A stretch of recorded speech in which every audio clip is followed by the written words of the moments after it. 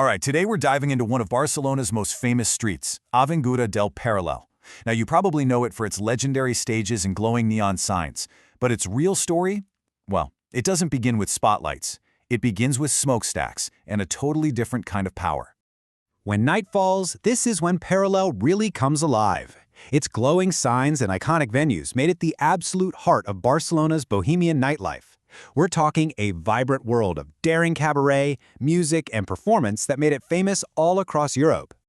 But where did all that energy, that incredible buzz, even come from? Well, the answer isn't on the stage. To really get what made the spotlights possible, we've got to go back and look at the smokestacks that used to define this whole neighborhood. So, let's step back in time. We're going to a period before the Grand Theaters, a time when this neighborhood was an engine of a completely different kind, one that would literally power the city's entire future. These three massive brick chimneys are the most visible clues we have left, and that are all that remains of a huge industrial complex that completely, and I mean completely, changed the course of Barcelona's history. So what was it? Well, they belonged to a place called La Canadenca, the city's very first major electric power station.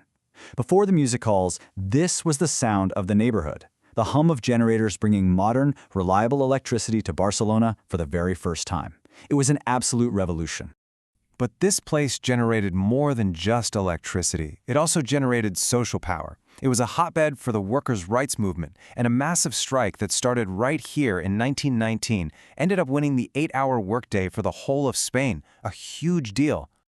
Okay, so picture this. The city is now lit up by a reliable power grid, and it's buzzing with all this social change. The stage was perfectly set for a new kind of energy to take over. The industrial power had done its job. Now it was time for the creative power to be switched on. This is the whole transformation, right here in one view. On one side, you have the industrial engine that powered the city. On the other, the cultural stage that lit up its nights. And you just couldn't have one without the other. The electricity from those chimneys is literally what made the neon signs of the theaters glow. And the timeline of this boom is just incredible. The avenue itself is created in 1894. Then, as soon as La Canadenca starts pumping out power, boom, the theaters just spring up, almost overnight. Apollo in 1901, Victoria in 1905, El Molino in 1910. It was a true entertainment explosion. So now, let's meet some of the legends, the venues that really cemented Parallel's reputation as the Broadway of Barcelona. And each one had its own unique personality. And this one? This is maybe the most famous of all, El Molino. Inspired by Paris's Moulin Rouge, it became the symbol of the avenue's edgy, boundary-pushing nightlife. For the city's growing working class, the people working in those new factories, this place was pure escape. Daring cabaret and risque shows that offered a totally different kind of energy. After falling on hard times, El Molino was beautifully restored. And today, it's still carrying on that artistic legacy, hosting everything from intimate jazz concerts to modern cabaret, all while keeping that original, provocative spirit alive and well. Just down the road, you'll find the Teatro Apollo, a true survivor. It opened its doors way back in 1901, making it one of the original grand dames of the avenue. It's been a cornerstone of the entertainment scene for over 120 years. And boy, has it mastered the art of reinvention. It started out staging plays by Catalan authors, but today its marquee is advertising huge international musicals, stand-up comedy, and all sorts of contemporary productions. It's done an amazing job of staying vibrant and relevant. And listen, this wasn't just a local thing. The sheer number of theaters, cafes, and cabarets turned Parallel into a major European cultural destination.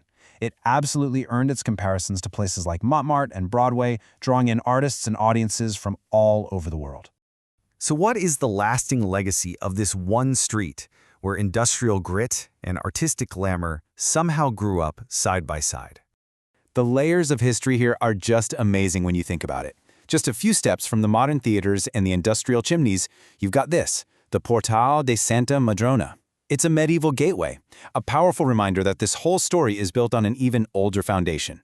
When you boil it all down, this is really a story of two different but deeply connected energies. The physical, industrial energy of La Canadenca didn't just light up the city, it sparked a social revolution. And then, that very same energy directly fueled the creative, cultural energy of the stages, letting this whole new world of art and fun flourish in the glow of electric light. So it makes you wonder, right?